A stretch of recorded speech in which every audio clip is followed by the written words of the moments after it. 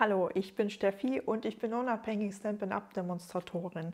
Das heißt, du kannst bei mir die Produkte von Stampin' Up bestellen, die ich hier im Video verwende und auch natürlich alle anderen. Ich möchte heute dieses tolle Mini-Album basteln und ich dachte, ich nehme euch dabei einfach mal mit. Ich habe das Album auf meiner Team-Weihnachtsfeier gebastelt und kam sehr gut an, weil das Tolle ist, es hat eine super tolle Bindung. Das heißt, man kann dieses Album fertig machen und später immer noch bestempeln, bekleben, ausschneiden, prägen, was auch immer.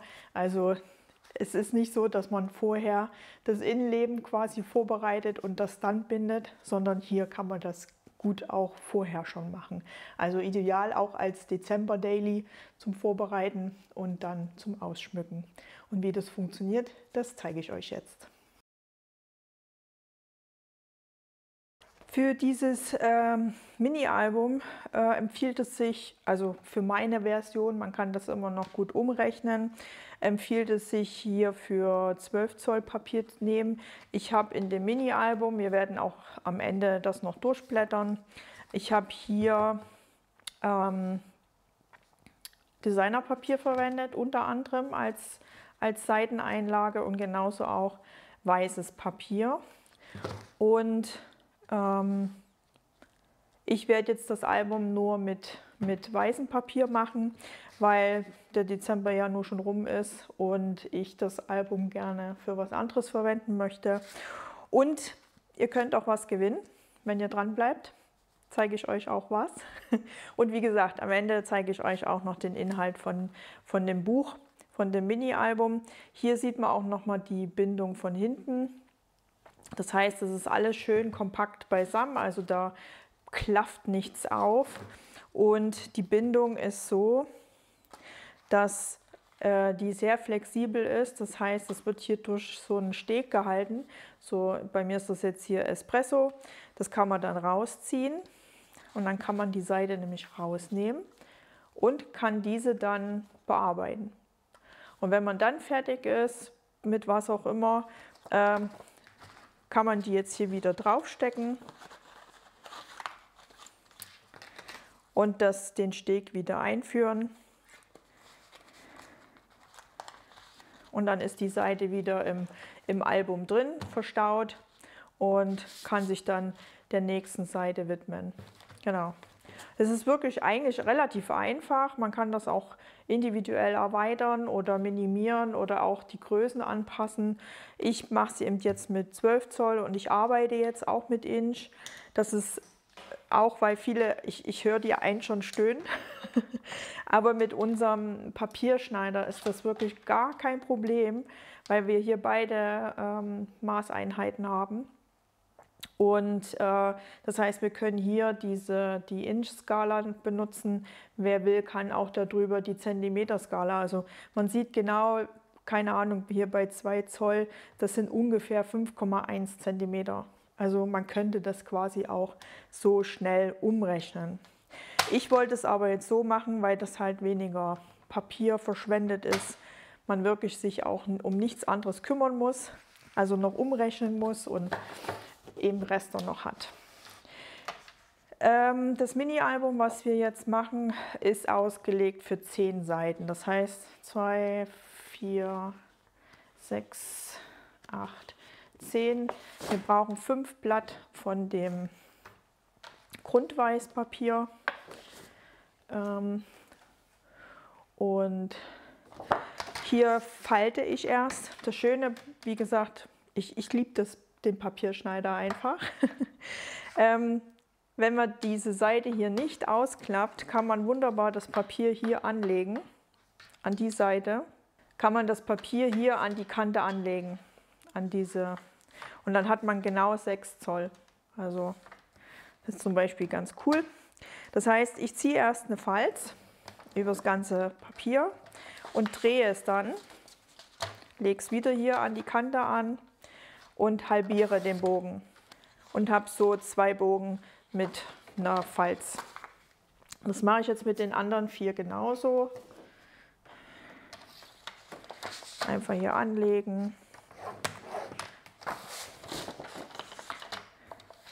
Wenn ihr Designerpapier verwendet, dann müsst ihr natürlich schauen, wie die Laufrichtung ist, je nachdem, was ihr für ein Designerpapier habt. Also ob ihr eins mit einem Muster habt, was natürlich wichtig ist, dass es oben und unten beachtet wird.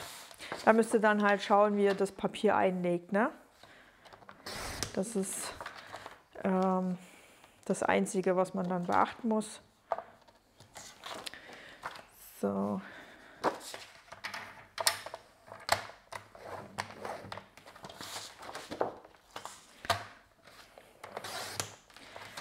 Ich habe nämlich vor, hier mit dem Mini-Album, weil es wird ja demnächst wieder neue Workshop-Kits geben für so Frühjahr, Sommer, also ein bisschen auch blumig, und würde ich gern mit den Workshop-Kits dann dieses Album schmücken. Deswegen habe ich mir überlegt, ich mache die Seiten jetzt weiß, dann kann ich mit den Farben richtig variieren. 2, 3, nee, doch 2, oder? Nee, 3, 4, 5, 6, 7, 8, 1 noch.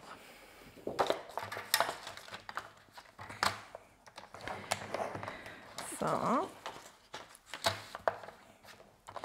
10. Dann habe ich mir aus einem Reststück hatte ich mir schon eine Schablone vorbereitet. Ich ziehe mal eben schnell die Faltungen nach, die Falzen.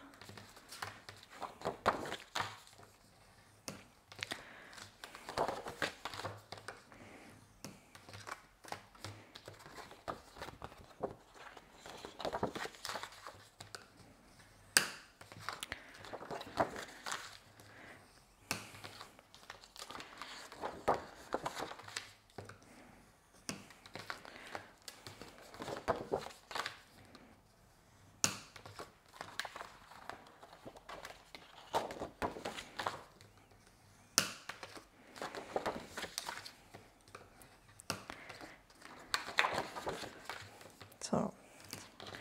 Sollten jetzt 10 Seiten sein.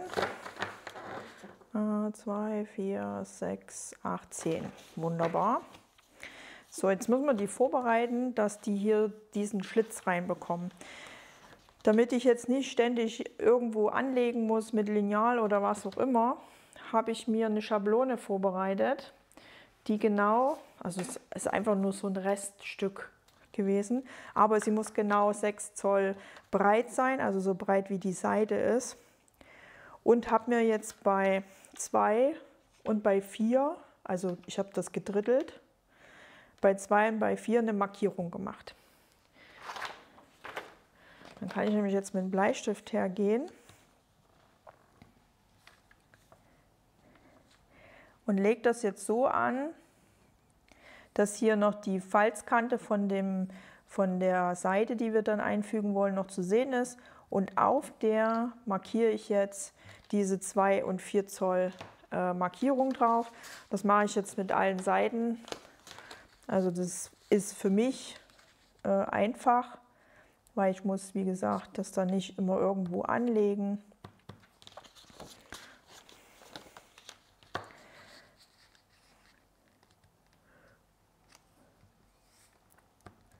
Ich habe, glaube ich, auch gar kein Lineal.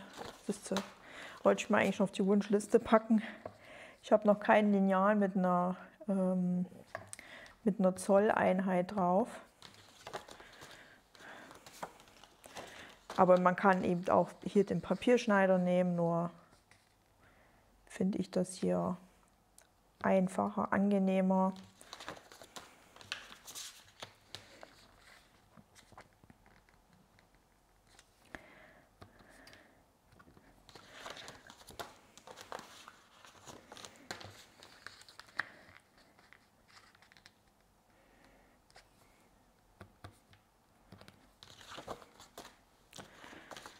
So.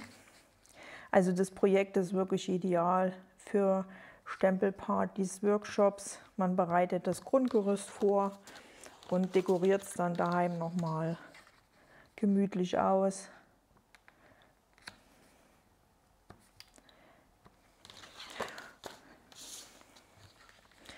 Hatte auch noch eine kleine Variante gemacht, auch die zeige ich dann nochmal am Ende. So, jetzt habe ich die Markierungen gemacht. Jetzt nehme ich mir eine Schere. Gucken, ob ich das in der Kamera festhalten kann. Und jetzt fange ich an, mit der Schere bei der Markierung einzuschneiden und ganz minimal am Rand den Streifen da rauszuschneiden. So, ja, kann man ganz gut erkennen. Also, ja. So, also, ne, dass das so eine kleine Kerbe ist, macht es nicht zu viel, weil dann wäre die Seite sonst sehr locker. Aber dadurch haben wir jetzt natürlich Platz geschaffen, dass diese Bindung dann gut durchpasst. Das ist halt sehr wichtig, weil wenn man das nicht macht, dann verdrängt es das Papier und schlägt dann Falten. Das ist halt unschön. Und das machen wir jetzt hier auch mit allen 10 Seiten, also mit den restlichen 9 noch.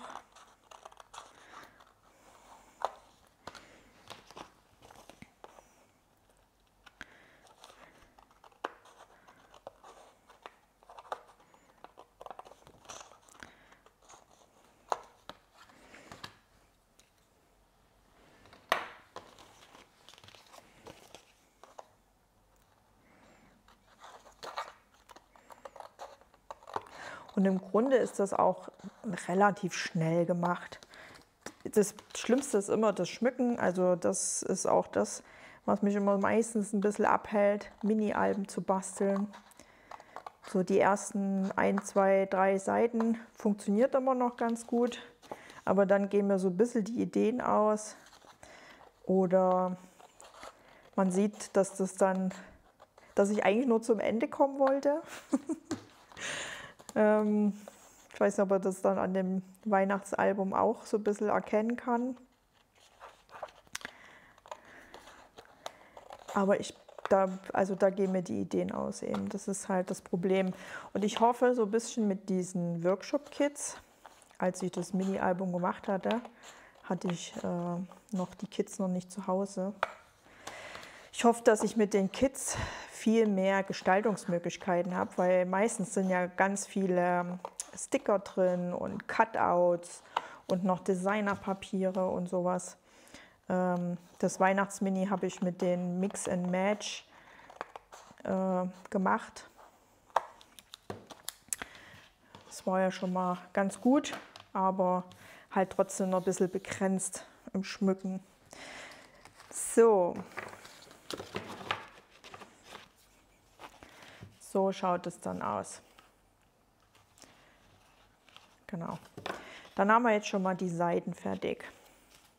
Wir brauchen natürlich auch ein vorne und ein hinten. Habe ich mir hier so 2 Pappstücke.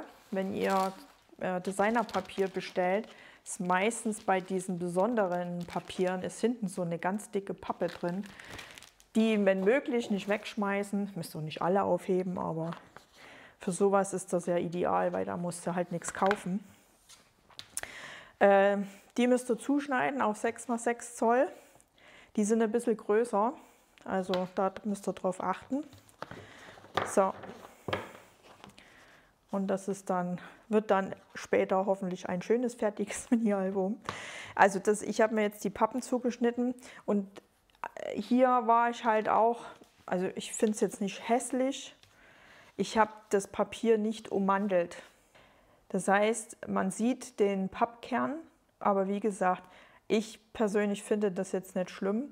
Wenn ihr wollt, könnt ihr das natürlich auch ummanteln, wenn euch das nicht gefällt. Ich habe das innen mit einem 6 x 6 Zoll Papier, weißem Papier beklebt. Da ist auch die Bindung eingeklebt. Das zeige ich dann gleich.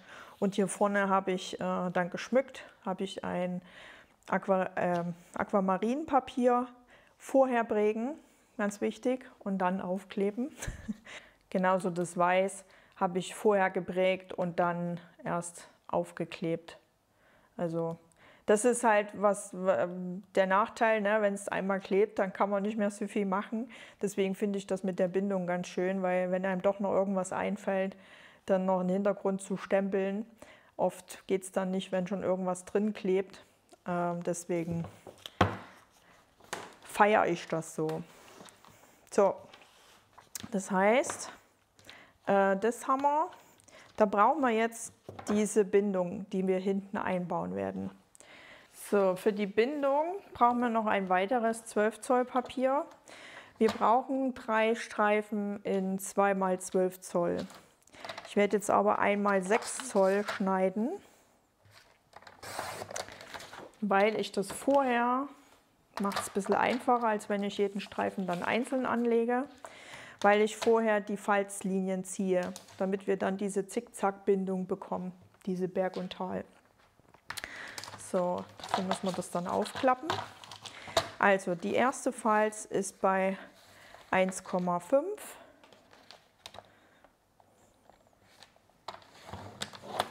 Dann bei 3, bei 4,5, bei 6, also wie man sieht, bei jeweils 1,5. 6, dann 7,5, bei 9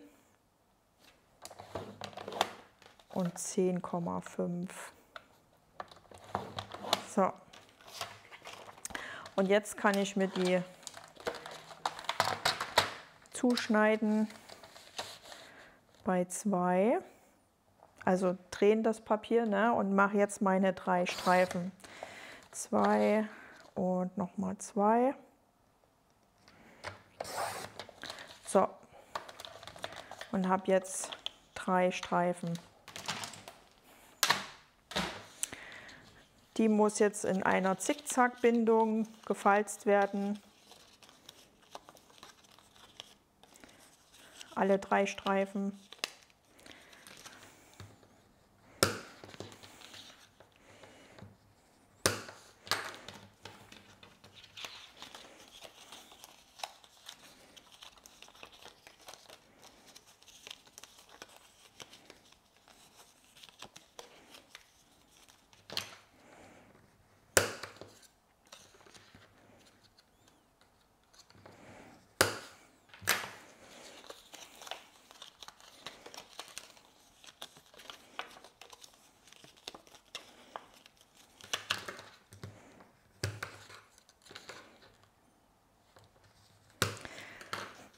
So, legen wir das so hin. Und jetzt müssen die aneinander geklebt werden, damit wir halt dann auch 10 Seiten unterbringen können. So, und damit wir das aneinander legen können, nehmen wir jetzt das mittlere und drehen das einfach um, so dass die links und rechts die Seiten nach oben kommen und bei den anderen jeweils die erste und die letzte Seite nach unten geht. Ja, so. Weil dann können wir nämlich das hier so aneinander legen und genauso auch zukleben. Also hier, dann nehmen wir einfach Flüssigkleber.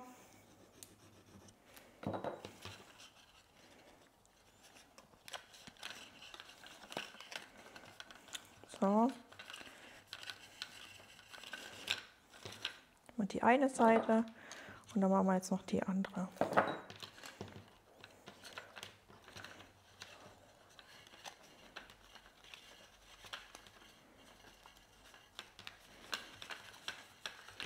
So.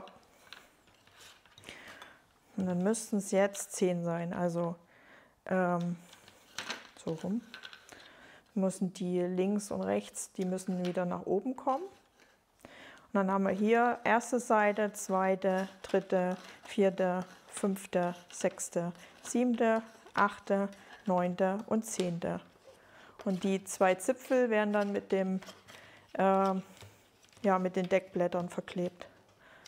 Genau. So. Und damit das dann noch hält, brauchen wir natürlich die Stege.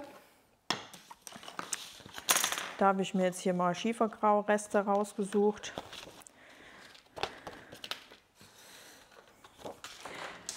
Da brauchen wir jetzt 10 Streifen. Achtung, in 7/16 mal 4. Also, ich mache erstmal die 4 Zoll. Und 7/16 ist einfach nur 1/7/16, sorry, ich habe die 1 vergessen. Wir haben ja jetzt die Falz bei jeweils 1,5 gezogen. Ich versuche euch das mal hier zu erklären. Hier unten am Schneidgerät sind auch nochmal Zoll und Zentimetermaße. Also wenn man das Papier unten anlegt, hat man genauso eine Skala. Und ich hatte jetzt gesagt, wir haben ja jetzt die Zickzackfalz bei immer 1,5 gemacht. Also das ist ja hier der halbe Strich zwischen der 1 und der 2, klar. Und 1/7/16 ist genau der kleine Strich neben den halben. Also hier ist ja ein halber und 1 davor ist dann der 7/16, weil die Striche, alle Striche zwischen der 1 und der 2 sind genau 16 Striche. Wenn ihr die nachzählt, sind das genau 16 Striche. Und den 7. Strich, das ist der vor dem halben. Also der halbe, der 1,5, das ist der 8. Strich von den ganzen 16, quasi die Hälfte, ne? Und der halbe, also der 7. ist halt der kleine, der ganz kleine davor. Das könnt ihr euch ein bisschen merken. Also wenn ihr mal so komische Angaben habt, das sind immer 16 Striche. Also ich hoffe, ihr könnt damit was anfangen. Wir müssen den halt ein bisschen kleiner machen, weil der muss ja dann hier in den Zwischenraum passen. Und der ist jetzt genau 1,5. Also machen wir den ein bisschen kleiner, damit der schön von alleine quasi reinrutscht. So, die 4 haben wir schon. Das heißt, 1 davor. So schaut es dann aus. Und da brauchen wir jetzt natürlich auch 10, weil wir haben ja 10 Seiten. So 1, 2, 3, 4.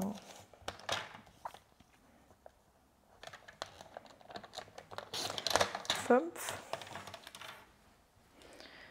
Ihr könnt zum Beispiel auch bunt nehmen, also richtig Regenbogenfarben oder eine ganz andere Farbe.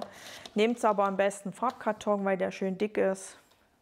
Mit Designerpapier, das wäre dann schon sehr labbrig. 6, 7, 8. Wird das noch einer? Ja. 8, 9. Einer noch.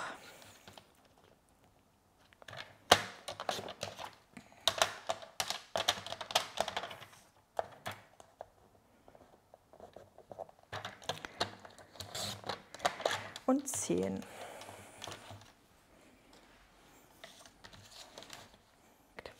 So, dann können wir jetzt das schöne Ding, können wir jetzt zusammenbauen, glaube ich.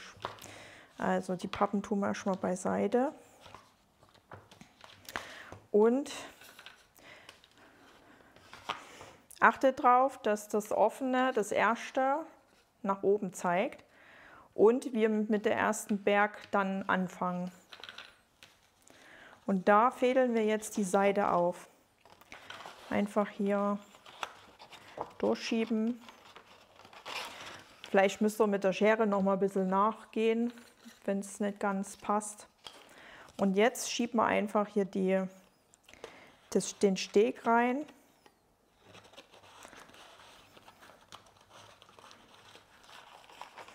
Und halt gucken, dass der dann so ein bisschen mittig ist. Dann kommt die nächste Seite.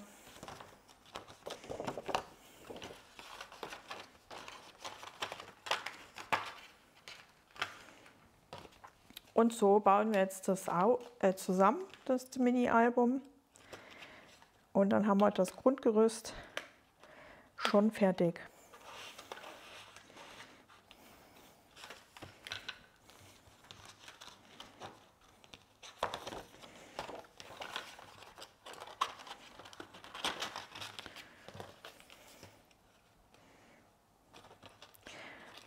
Schaut, dass ihr den Schlitz, wenn ihr den reinschneidet in den Seiten, dass ihr den wirklich nicht zu breit macht, also zu großzügig macht, sondern dass ihr in diesen 2 und 4 Markierungen, dass ihr da drin bleibt, weil sonst rutscht die Seite dann dementsprechend rauf und runter, weil die dann zu viel Spiel hat.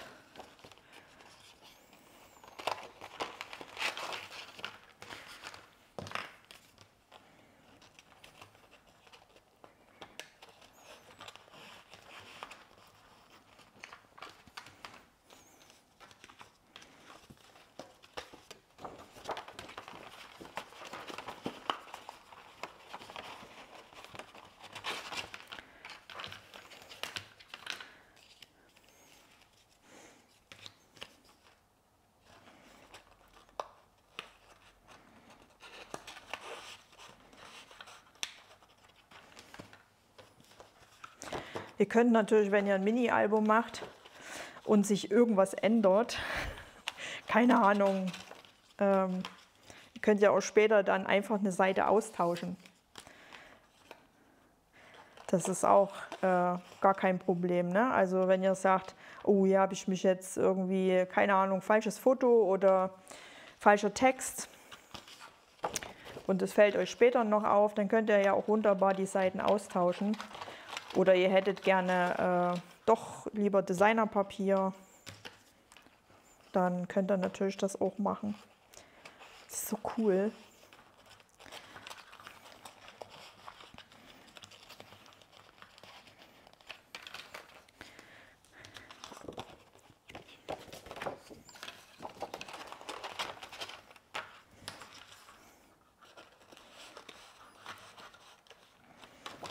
So, und die letzten 2 Seiten.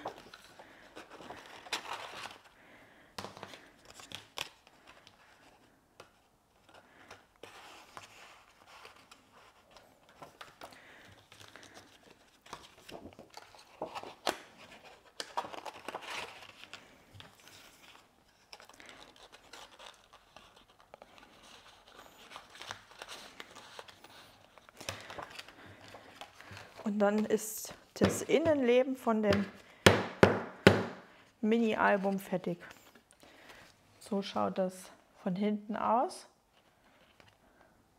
So schaut das von hinten aus. Also alles wunderbar kompakt, ne? Richtig cool. Und so, wenn ihr von oben drauf schaut.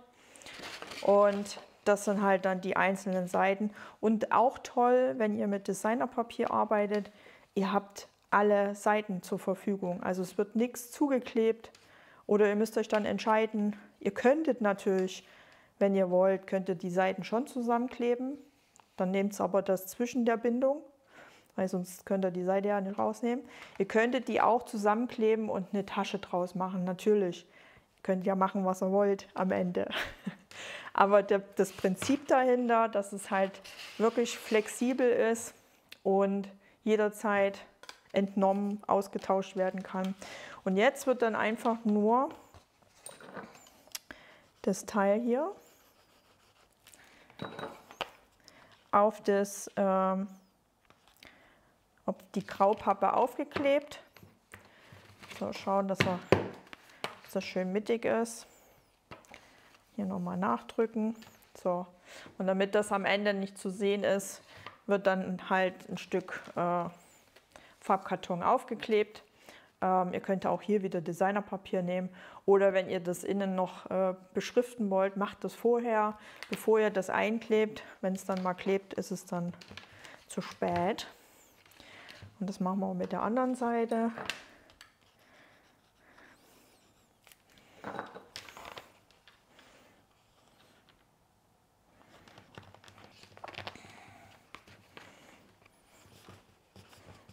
So. Und dann ist das Buch quasi fertig. Auch jetzt könnte man noch ein Band einfummeln, würde ich aber nicht hintenrum machen, weil wie gesagt, wenn ihr das entnehmt, dann habt ihr das hinten immer geschlossen durch das Band. Macht lieber hier ein Streifenband hin und hier ein Streifenband und dann könntet ihr das hier vorne auch noch zumachen. Was ich mir auch gut vorstellen kann, ist zum Beispiel den Gummi. Ich habe zufällig hier solche Gummis hängen warum auch immer, wo die herkommen. Könnt ihr auch so ein Gummi drum machen. Cool. Und hätte es dann auch verschlossen. Ne? Könnt ihr auch machen. So, jetzt zeige ich euch mal noch das fertige Mini-Album, weil an sich gibt es dazu nicht mehr zu sagen. Coole Idee, coole Sache. Ich hoffe, ihr bastelt das dann auch mal nach. Ich habe ja gesagt, ich habe auch eine kleine Version gemacht. Ich weiß gar nicht mehr, wie die Maße waren. Ob die jetzt auch Inch waren oder 7,5, also scheinbar 15 cm. Da könntet ihr mit den kleinen Papieren arbeiten. Nee, das ist doch breiter. Na doch, kommt schon hin. 15 mal 10 ungefähr. Ich glaube, das sind auch Inchmaße. Habe jetzt hier auch die Bindung angepasst. Hier habe ich jetzt nicht gedrittelt, sondern habe einfach ungefähr 2,5 cm ist meine Bindung hier breit.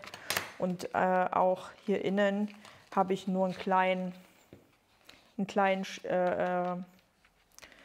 eine Bergfalz gemacht, also keine passend zu der Größe auf jeden Fall. Und dann einen kleinen Streifen Espresso gemacht. Also es geht auch in klein, in Mini. Und wie man hier sieht, ne, die Papiere sind von beiden Seiten dann gut nutzbar.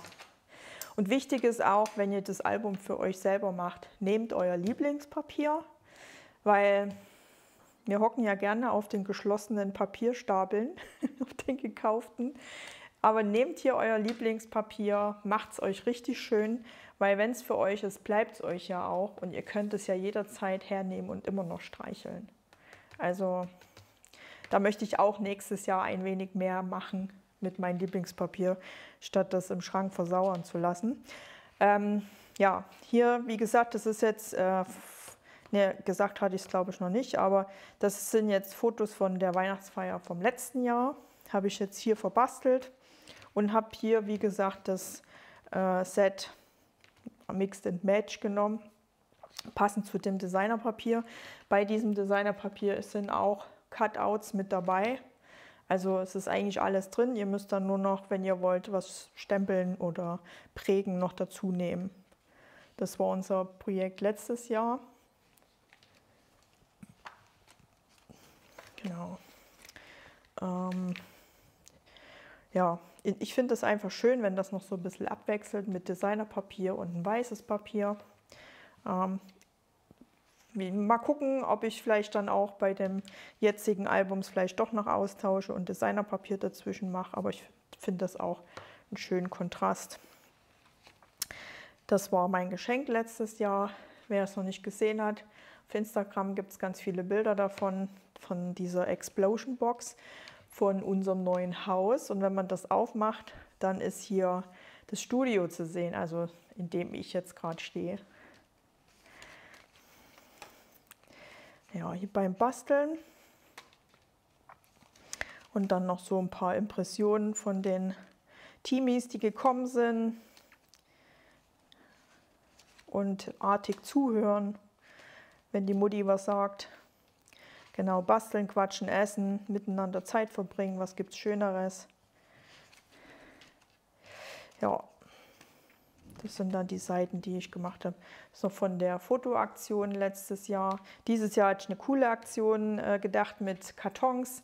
Könnt ihr auch, wenn ihr auf meinem Kanal geht, den Karteireiter Community anklickt. Dort gibt es ein Foto von der Weihnachtsfeier 24, das Gruppenfoto. Das finde ich richtig cool.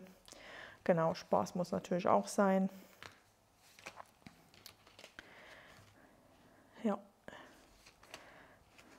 Und dann kommen wir langsam dem Ende. Da gingen dann die Ideen aus, wie gesagt. Hier noch ein paar Spaßfotos. Meistens habe ich auch nicht so viele Fotos, weil ich ja immer irgendwie in Action bin. Ja, immer noch ein paar Fotos von den Mädels und dann hört es auf.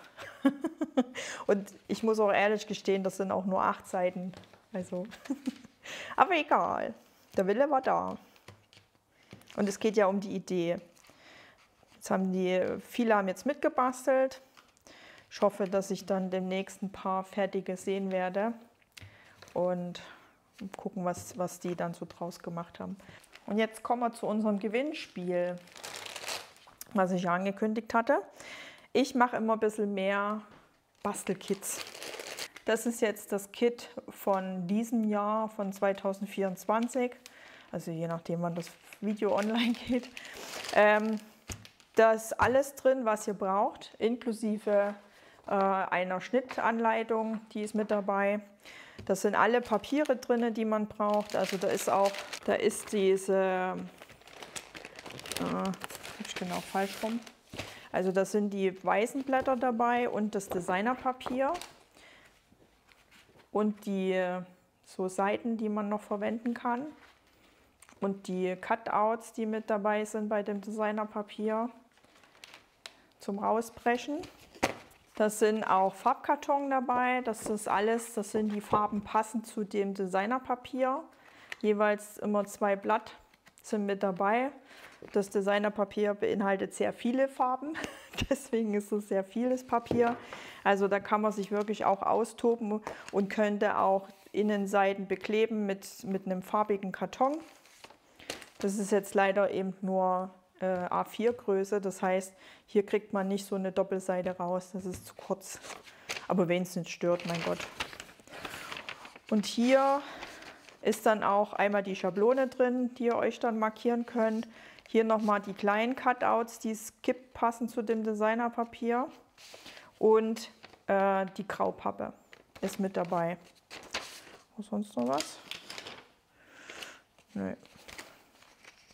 Genau. Und das möchte ich jetzt verlosen.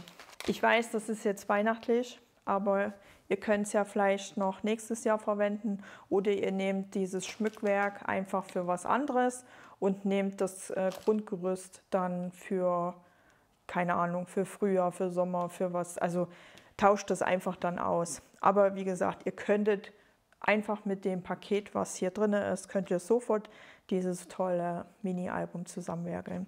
Ich habe hier 4 Stück, die noch übrig sind und die möchte ich gerne verlosen unter allen, die mir einen netten Kommentar unter diesem Video hinterlassen. Und ich werde dann eine Woche später die Auslosung machen und werde das auch in dem Community-Tab bekannt geben. Ich hoffe, dass ihr dann auch reinschaut, weil ich kann ja euch leider keine Nachricht schicken. Dass ihr reinschaut, guckt, wer gewonnen hat und mir dann eine E-Mail schickt mit eurer Anschrift, dass ich euch dann so ein Paket zuschicken kann. Also schreibt einfach irgendwas, was ihr auf der Seele habt oder was ihr schon mal sagen wolltet oder vielleicht auch ein Videowunsch, was ihr habt, also was euch einfällt. Es sollte nur nett sein. Genau. So, und damit hoffe ich habe euch noch ein bisschen Input gegeben. Ihr traut euch auch mal an Mini-Alben ran. Und wie gesagt, nutzt unbedingt euer Lieblingspapier, denn wenn ihr das Mini-Album behaltet, dann muss das natürlich auch das schönste Papier haben. Ansonsten gibt es hier noch ein weiteres Video, was ich euch gerne empfehlen möchte. Und lasst mir gerne ein Däumchen da. Ihr könnt auch meinen Kanal abonnieren, das ist kostenlos. Und wir sehen uns dann im nächsten Video wieder. Bis dahin, macht's gut, tschüss.